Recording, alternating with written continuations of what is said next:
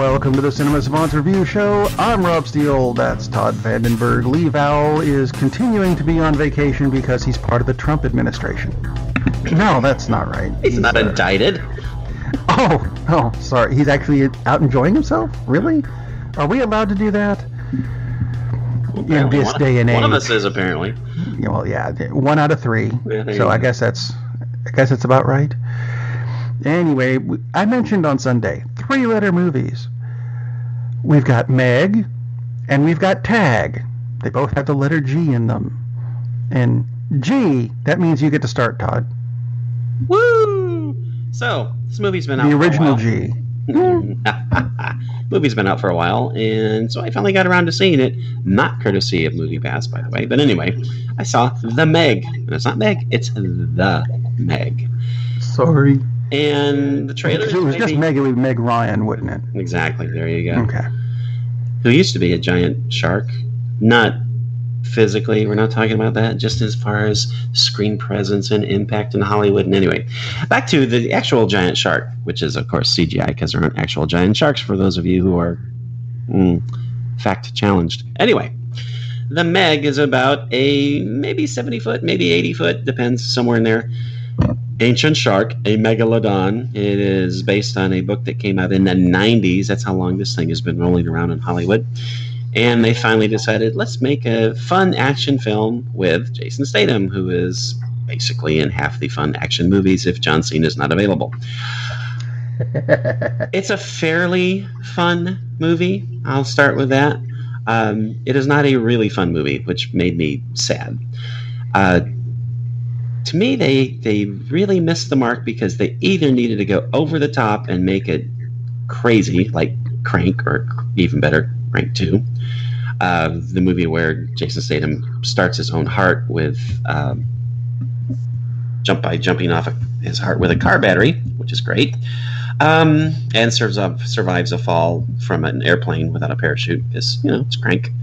He's clever like that. He is a clever boy in those movies. So they missed doing that, sadly, and they also missed making a really scary movie like Jaws. So it has a little bit of the humor, has a fair amount of humor, and it has some of the suspense, but it misses on both sides of the fence. So there are suspenseful parts, there are funny parts, but you don't really, at least I didn't really get invested in any of the characters because they don't really do much work to develop the characters. And yeah, it's a short movie, and how much character development can you do in a movie? Well, tons. I mean, look at Jaws. You really invested in the 3 main characters in Jaws.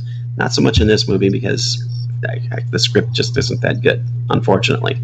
Again, not a bad movie. It's worth seeing just for a fun summer flick. But the shark itself looks great.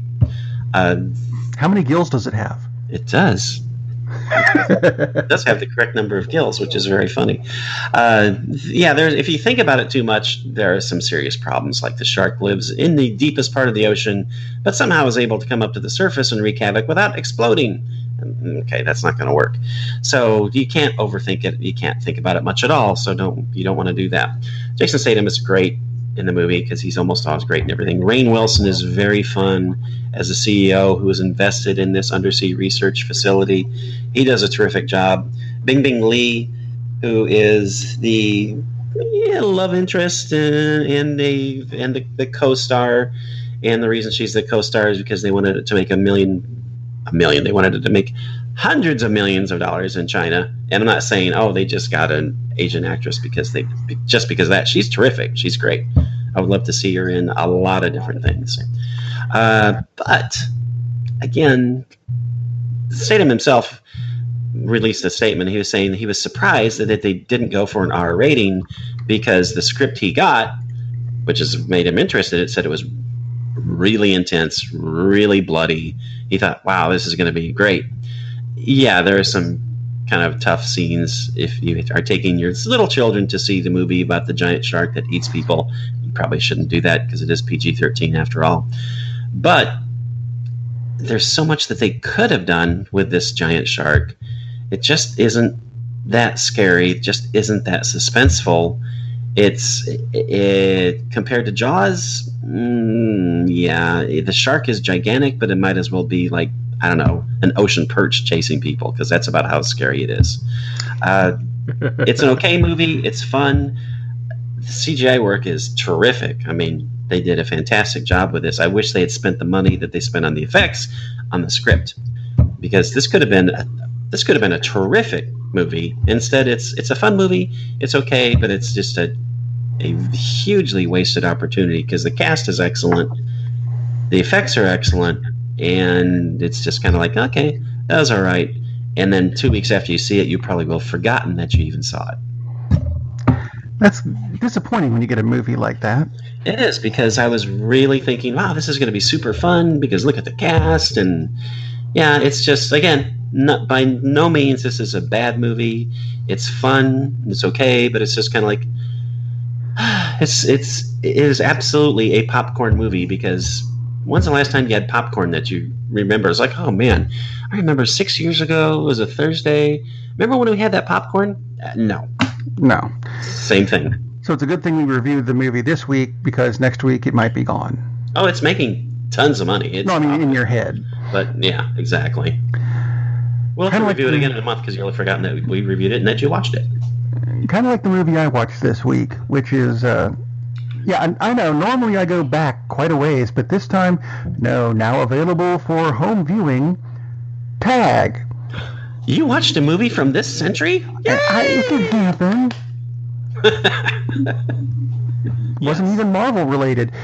Although there will be a reference in a little while. Short forming the story of Tag, it's about a group of guys who are in their 30s who have been playing the same game of tag for about 30 years. Now, the thing that interested me in this movie was the line, inspired by a true story. And yeah, it was. These guys have been playing tag for 30-something years. Now we get the movie version, which, I mean, it's a great premise. It's got a great cast with Ed Helms, John Hamm, Jeremy Renner, actually Isla Fisher, whichever she was. Absolutely wonderful in the movie. And you get to like the characters in this. And it started really good with them continuing to play tag until they introduced Jeremy Renner's character. He played Jerry, the guy who has never been tagged. And this is the year we've got to get him. So they make these elaborate plans to get Jerry.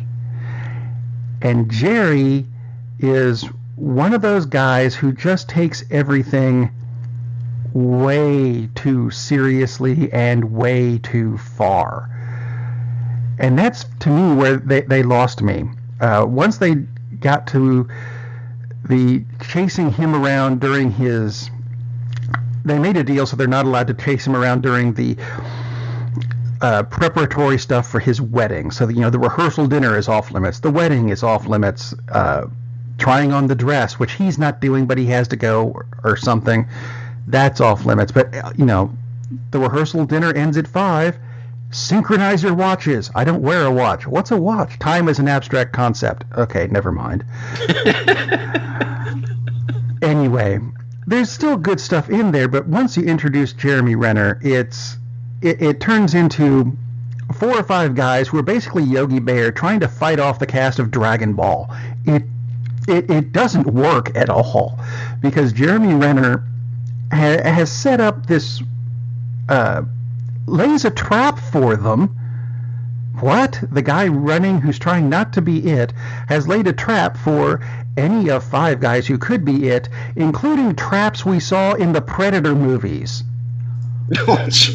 Oh my God! I hope really? That part's true. Yeah, that I think that's where we get the inspired by part. Because I'm with them up until this point, and then... Is that why he's never been tagged? Because he's murdered all of his friends.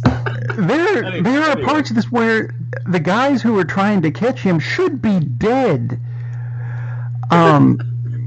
but they made up for it at the end, and it ended with it was nice and sweet at the end and everything. So it had a good ending. It had a good beginning. It's that middle bit where you go, I'm sorry, what?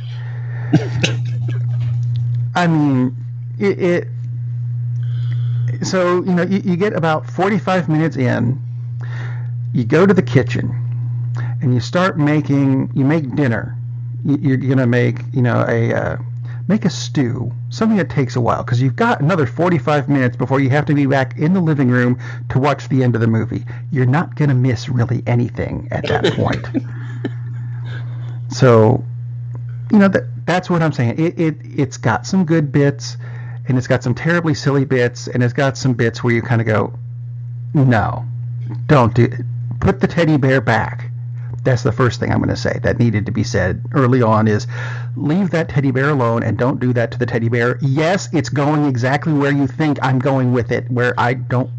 Let's not go there. Yeah. So Tag, now available at a living room near you, or a cell phone, which is what, now available at a pocket near you?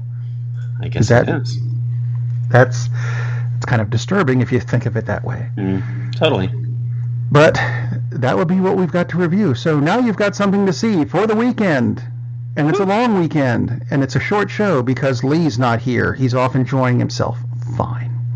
Be that way. Miserable, life-having person. You know what? We'll still be here Sunday for more news. That may include Marvel and DC stuff this week because, we left it out of the last show and stuff happened. But that's okay. We'll make up for it. We'll see you on Sunday. Until then, go see a movie.